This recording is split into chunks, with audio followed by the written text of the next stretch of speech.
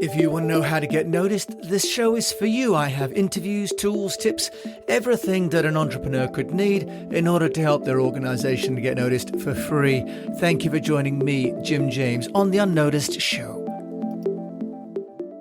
Welcome to this episode of The Unnoticed Show. Today, I am talking to a man who I've known for now 20 odd years, one of my favorite people, Rich Robinson, who is a god to me and is actually calling us from Bali, the island of the gods. Rich Robinson, welcome to The Unnoticed Show. Jim James, ladies and gentlemen. Wow. I was about to kind of scold you. I was like, I know you want to be cool on this podcast, but calling it very awkwardly not iced, like I guess cool was taking. So you're calling it unnot. And then I was like, oh, unnoticed. Unnoticed. Okay. Yeah. And for all the dyslexic guests out there, Richard Robinson, we call him R2. Because the man is like R2D2 is a machine. He's such a hard worker. And Rich, you've been an entrepreneur, for your whole life. Tell us about what you do, but also how you've built businesses and how you've got noticed so that other entrepreneurs around the world can learn from you how you've done this amazing job of moving from America to Asia and building multiple businesses. Over to you. Perfect. Yeah. Thanks, Jim. So we've known each other for, coming on 3 decades now. And, we first met in Hong Kong, and that's where I started my career. And indeed, I've had a string of startups that I've been part of. I am part of the mentally ill, the entrepreneurial community. And you and I started the first chapter of the Entrepreneurs Organization in Beijing together. So we know that EO is kind of like Alcoholics Anonymous for entrepreneurs, right? Blow out a candle. Hi, I'm Richard Robinson. I'm a entrepreneur, right? And long-suffering entrepreneur. And the default setting is failure, and the road along the path to failure is absolutely treacherous and miserable much of the time. But other than that, Mrs. Lincoln, how did you enjoy the play? So if the most likely outcome is failure and it's pretty miserable along the way, then you better have a pretty terrific attitude and look at it as a way to build up your skills, experience, and network, and kind of as a vocation along the way. So I've always been such a keen student of entrepreneurship and just tried to take, from the ashes, whatever I could from each venture and bring it to the next. And one thing that I brought from venture to venture is this really high leverage insight that I got when I first started my career in the mid 90s in Hong Kong, which was being in industry groups. So it is such an incredibly powerful way to, especially when you're starting off your career, but also even later in your career as you enter new areas. Like right now, I'm very involved in Web 3.0, which is, quote unquote, on chain, like blockchain and gaming and the play to earn space. So, there's a completely new frontier. And I'm doing what I did, almost 30 years ago, which is I'm starting like an industry group where bring like-minded people together. And I have a young person. I was the young person before who's helping me to organize that. They pull the sled, they do all the work, and bring in, terrific speakers. And those speakers come together with the participants of this networking event. And it's all going to come back in person. People love to press the flesh. And if you wanted to, really make a name for yourself and you're in kind of a hub, say you're in London or Beijing or a place where there are a lot of like-minded people in whatever industry you're in, then you kind of you find out 2 or 3 things that you can cross over. Like for instance, let's start a networking event in London for people that are interested in e-commerce from China, right? Or let's start some sort of event in Singapore that's around social media for business to business, right? And then you start a newsletter, social media, you get in expert speakers, and you do a fireside chat, because a fireside chat is the biggest cheat. It's kind of like a panel, but you're the moderator and they don't have to prepare at all. And you just say, hey, what are maybe the 2 or 3 talking points you'd like to do? Talk about their story, their journey, what they're working on now, where they see a few things going in the future. And then you open it up for Q&A from the audience. And through that, what you do is you bring together a whole group of people from the industry who are very grateful for that. You become kind of a node in the industry. You get to be well known. Oh, you must be an expert because you're pulling together people around this specific topic. And, kind of most importantly is you get to connect with like super senior people who are really making stuff happen. And you get to, really bond with them one-on-one and be with them, on stage and kind of open up opportunities for them. And I'll stop there. Well, Rich, that's fantastic. So when I went from Singapore to Beijing, I called you and we had lunch, and then all of a sudden, kind of like the whole of Beijing opened up. You're like the Uber connector. So you've used that strategy to great effect. What about for entrepreneurs that are maybe a little bit more shy? Because you've got the ability to stand up. In fact, you even do stand-up comedy, Rich. What about for people that, they say, that's great, Rich, to be a connector and facilitate? Bullshit. I call bullshit. I'm an introvert. I'm shy. Bullshit. That's bullshit. That's an excuse. You're hiding behind something. It's like you can bring out your inner extrovert and just be up there. You can practice, right? That's the thing is people are like, oh, I can't be like you. Like you look at Steve Jobs in the early days, he was a lousy presenter. He was lousy, right? And I'll tell you about a common friend we have, Benjamin Joff. Remember Benjamin? Yes, I remember Joff. Yeah, right? Absolutely. Like I would, and I've talked about this publicly, and I love the man, right? I really do. He started something called Mobile Monday. Yes, I remember. He asked me to be the first speaker, and he was a bag of like ticks and, just awkwardness. And he was painful to watch, right? When he was introducing me, he didn't think that he had to do that, right? And he just never been up on stage before. And he's a little introverted, but he's got, a really, great personality. And I would go so far as to say that he may be the best presenter on planet Earth when it comes to hardware startups. You just need to get out there and do it more. And the fact is, most of the time people fail before they even start a company, and people fail before they even get up on stage. The number one fear of people is not, cancer.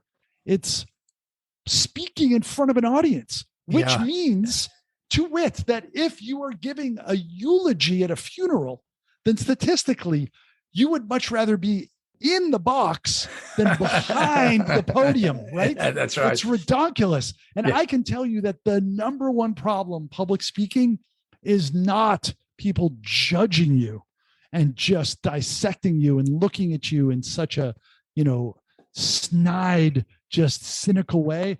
It's that blue light on their face because they don't give a shit. They're not even listening to you.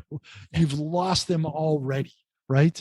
And that's the problem, is that you have to be you times two, and you have to learn how to sell. If you're an entrepreneur and you're like, I can't do this, it's because you haven't done it enough. You have to sell to your investors, to people you're recruiting, to your customers, to your partners. Even if you're not an entrepreneur, you have to sell to your boss. You have to get budget. You have to, you have to sell to your family, right? You have to learn how to persuade people and to be able to tell a story. And it's like a soft skill that I push really, really hard in the MBA program that I teach at.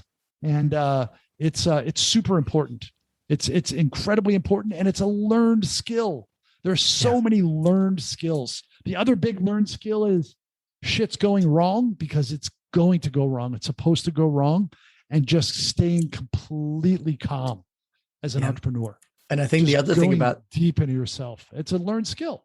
Yeah. And I think that's a great one about not limiting yourself, but also about the value of preparation. When I do media training for clients, we can see within half a day, the improvement in performance just by people having prepared what they want to say and what messages they want to get in front of the audience. So, Rich, I think you're right to call bullshit on that, but also, and it's not even just preparation; it's deliberate practice.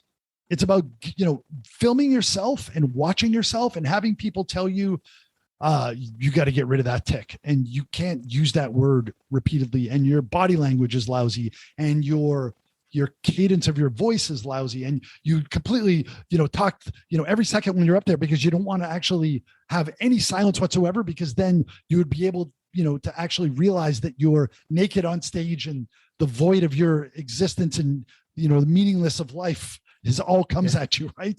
Whereas actually one of the most powerful things to say when you are speaking to an audience is nothing. People look up. You like when you get comfortable and you're like on the edge of a stage and you're in front of 1,000 people, 5,000 people, which I often do as an MC at the Web Summit in Lisbon, and you get up on stage and you throw some energy out there, and then you say nothing. Then you look and you can see, 20% of the audience like look up or like give you more attention, right? It's actually an incredibly powerful tool when you really want to make an impact. And there are so many ways to improve that. Executives, entrepreneurs, like you don't learn it in school. You don't really learn it unless you join Toastmasters. And even then, people quit that when they hit a certain plateau. It's something that is so incredibly powerful. Like, what are you doing to just have 1% improvement in your public speaking to really make a big impact? And like, that's how you become comfortable doing that. It's not any sort of, innate gift. Yeah, I think it's a really good point there as well, that it's the practice, right? That you got to keep doing it. Now, Rich, from a practical point of view, if someone is going to think about becoming a sort of a node or a facilitator, should they do that on their own or should they partner with other people? What's your experience and best practice there? One of the most powerful things that I've done is once you collect enough of those speakers, then maybe, what you can do is, oh, wow, there's a industry luminary coming into town, and you somehow reach out to them and say, hey, I have, 6 people in London or Singapore, and I can pull them together to have dinner with you, and they can give you insights into the industry. And then you go to those people and like, hey, you know what? So-and-so is coming into town, and like they're really interested to meet with everybody. That's super high impact. And you're just the facilitator of that. I started doing that a lot more, and that became incredibly powerful. But public speaking, I mean, the worst part of public speaking is when you have to create some sort of bespoke presentation like that. That's terrible because then it takes a lot of time. And oftentimes it's the first time that you're giving it. And it's, it doesn't work so great. Right. And you don't want to just give your sales pitch. So if you can maybe build something up where you have some sort of meat, like I can talk about our industry, but with only maybe giving one slide about your company or maybe no slide, and you're just offering kind of meat to the audience. But you can practice kind of like stand-up comedy where you do smaller gigs and then you do the stadium show after you've practiced. That's one. The next one that's a little more challenging, but it's actually okay, is to be a moderator of a panel, because then you have to coordinate with all the panelists. But the hack there is to this is what you want to do. If you're early on in your career, you go to an event and you say, hey, I want to put a panel together of this sexy, new, interesting angle in the industry. And I suggest these speakers and I'll be the moderator. And here's the topics. So then that's juicy. If you're putting together an event, the most expensive thing in an event is an empty seat. So you're organizing an event. You're like, I got to get people to the event. I got to get sponsors. I got all the logistics. And then you may not even know what's going on in the industry. And for you to give them that kind of meat, like, hey, I'm gonna put together this panel for you. That's sexy. And then now you can go to those people and say, hey, I have a slot at this big event, and I would like you to be a panelist. And they're like, I don't know you, but I know that event. That's great. And then all you do is you ask everybody, all the 3 people and the 4 people in the panel. 3 or 4 is the most. You shouldn't have 5. 2's too few, I think, right? Or you do one-on-one as a fireside chat. What would you like? What are the 3 talking points that you'd like to, get over that are not about your company, but are about, really interesting in the industry? And then the thing is that it's not when you're moderating a panel, it's not like Little League where everybody has to play. Not everybody has to answer the question. The shittiest thing in a panel is, I totally agree with what she said, and I would just like to, it's like we're not here to like make everybody agree. We're here to give meat to the audience, right? So, okay, you 2 have answered that. Let's go. Let's switch gears. And matter of fact, you don't have to be an expert. You have to be really good at just keeping it like interesting and snappy, and and then being a panelist is a little bit easier, because then you can just kind of show up, and as long as you prepared well, and then you can do a fireside chat, or you could, if you're big enough, you can actually be in the fireside chat. But then there's emceeing events, and that's my hack, because that's the easiest. All you got to do is show up and go, "Good evening, Lisbon," or "Hello, Amsterdam," "Hello, Singapore," right? "Oh my God, do we have a lineup for you today? Our first speaker is so-and-so from whatever." And like all you do, and like, if you're really flexible and you're comfortable on stage and you bring energy, and then at the end you go, "That was such a great insight. That ties into what our panel said yesterday." And you just give some color and some industry insight and a joke and just some energy, and you don't have to prepare for shit, because they just give you a clipboard and you just bring it. But then you're in the speaker's room. But most importantly is that if you're at a big enough event, this is what I found at the Web Summit in Lisbon. I got a 5,000 person stage. I'm meeting people who don't go to the speaker's room, who show up just to be on that stage, and they're in the back for 15 minutes before the show. And now I'm sitting down next to them and go, "Hey, how are you? I'm the MC. I'm going to introduce you on stage. Yeah. Oh, can I have your business card? Because I really like to be able to say your name properly." And like, I just a little background. I'm based in Beijing. I'm a serial entrepreneur here. And you know what? I'd love to say something on stage to introduce you that you would be too embarrassed to say, but it would be kind of fun, like a philanthropy that you support, or maybe you climbed a mountain, or maybe you did something really, skydiving or something, right? I want, and then you connect with them, right? And like I've built up like Qualtrics. They got sold to SAP for $8 billion.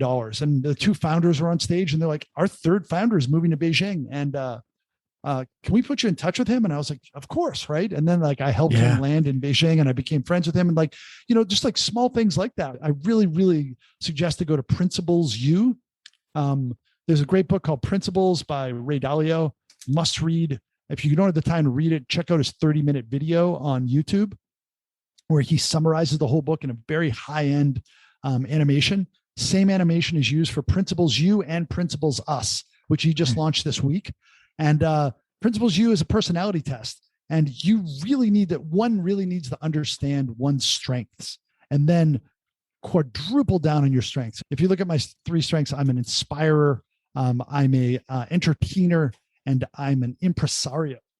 So I probably shouldn't even have been an entrepreneur, but I'm like, one of those 3 wasn't an entrepreneur. But I use all of those skills to really promote my companies and promote my personal brand, and that's an important thing. And one of the things that you and I did, which you did so well, was EO, the Entrepreneur Organization. So it's also possible to find an organization that doesn't exist in your market, your town, your country, and offer to set that up, right? I remember with Mobile Monday, for example, I think, and then Web Wednesday, of course, was coming from Europe. So if you don't have the passion or maybe the confidence to set up a whole group, you can always take a group that exists somewhere else, right? And offer to be the host of that, and take almost like being a franchisee.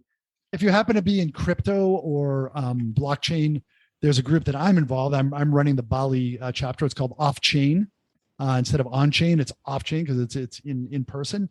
And that started by John Hakeem, who I started this group called I with back in the day. Yes, and, I remember. We had 30 people coming once a month to have drinks. Then we had a speaker come, and we had 100 people show up. And then we had this entrepreneur from China show up, small company, 50 people. He was super dynamic. We had 350 people show up to that event. And that was Jack Ma. Yeah, the richest man in China, but that was in 99, 2000. And he showed up to that event. And we also had, Charles Zhang, the founder of Sohu, and all these other great speakers. Right. And I remember. Yeah. And we had in the EO, we had the founder of Yoku come along. So Rich, if people want to find out more about you and your energy, and also as an MC or otherwise, how can they find out about you? Yeah. So you can follow me on LinkedIn, /Richard Robinson, and also, Twitter, Richard Robinson. You want to email me? It's richrob@gmail. And I'm happy to connect. I'm always a keen connector and kind of a good egg in the entrepreneurial ecosystem. 24 years in China. I'm now in Bali, connecting China to Southeast Asia. And I'm writing my first book, and starting my first podcast. It's called At the Speed of China, like at the speed of light. My thesis is that 4 years outside of China is a year in China. So 20 years, a generation is a half decade in China. That's how fast things are moving. Robinson joining me from the island of the gods. Thank you so much for, as always, your wisdom, your energy, and your friendship. Thanks, buddy. You too, man. Love and good vibes. Love and good vibes to you and yours. All the best. Thank you so much for listening to us on the Unnoticed show today. Obviously, Rich Robinson is someone who is very much noticed. And now that he's got over the typo in the Unnoticed Entrepreneur name, I'm sure we'll be seeing more of him. All right. Thank you so much for listening.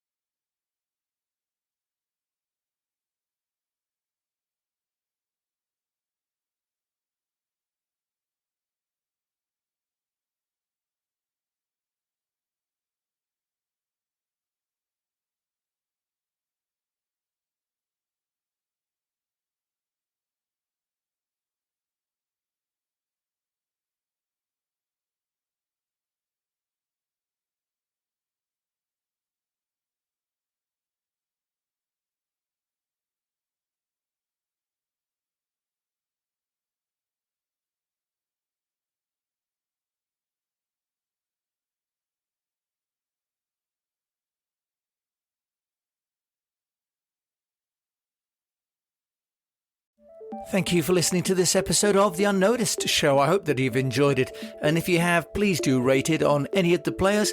If you'd like more information, go over to eastwestpr.com and subscribe to our weekly newsletter. Or connect with me on LinkedIn. That's just Jim James, East West Public Relations. I'd be delighted to connect with you and let me know how I can help you to get noticed.